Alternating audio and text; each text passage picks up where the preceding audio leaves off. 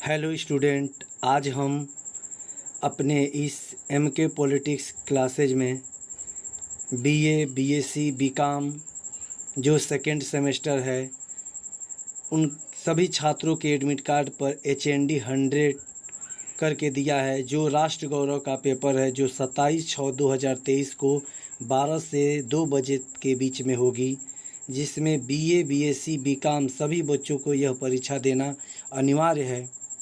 इसी परीक्षा के संबंध में कुछ प्रश्न बनाने जा रहे हैं जो पिछली परीक्षा में पूछा गया प्रश्न है और लगभग यह क्वेश्चन रिपीट होने की संभावना रहती है, क्योंकि सभी बच्चे ये पूछ रहे थे कि सर इसमें प्रश्न कैसे आते हैं, आखिर में यह विषय क्या है।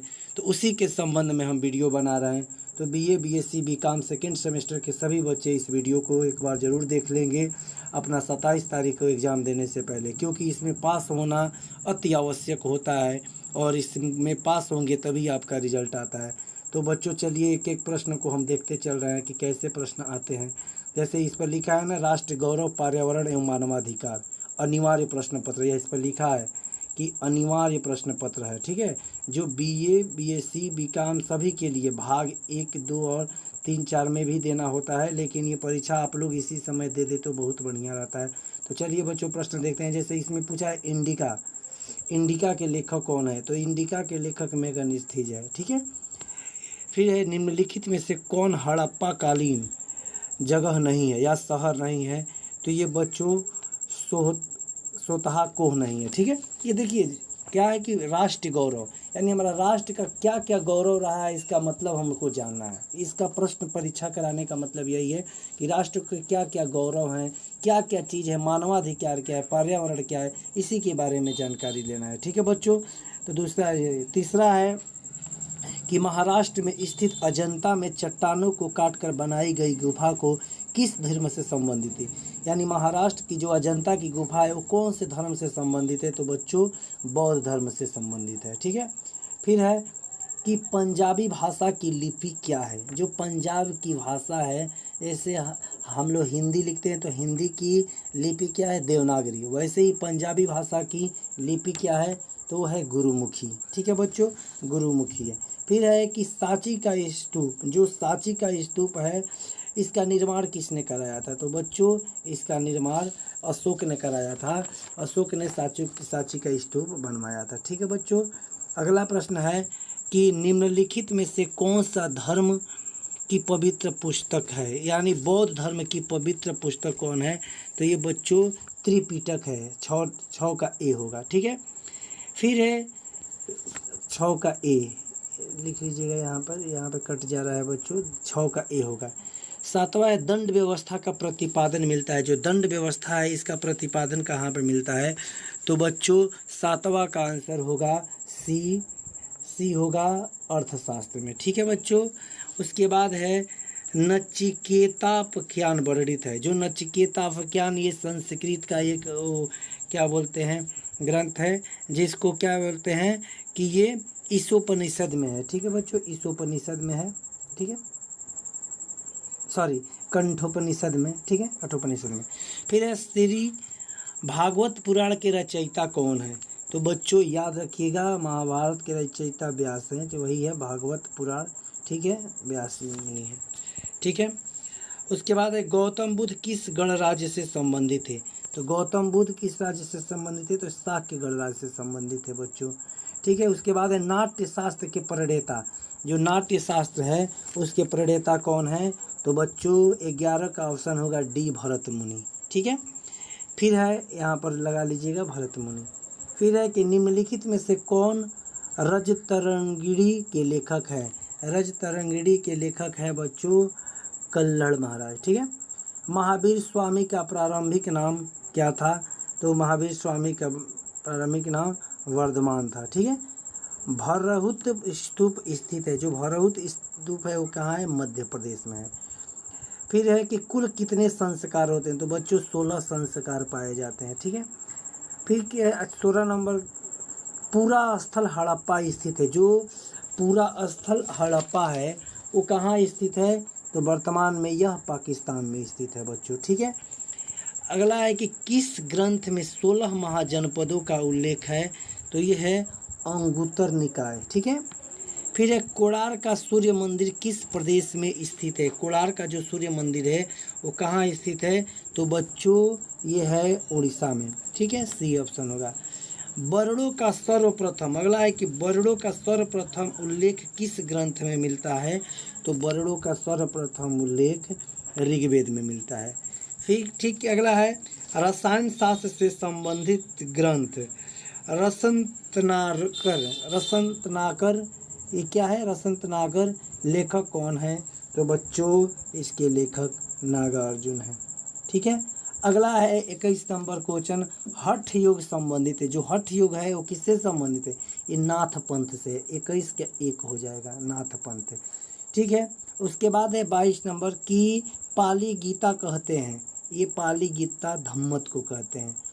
सामवेद के मंत्र कहलाते हैं। सामवेद के जो मंत्र कहलाते हैं वो क्या कहलाते हैं? साम कहलाते हैं। शैल चिकित्सक है, पूछा है कि शैल चिकित्सक इसमें से कौन है? तो सुश्रुत है। ठीक है बच्चों।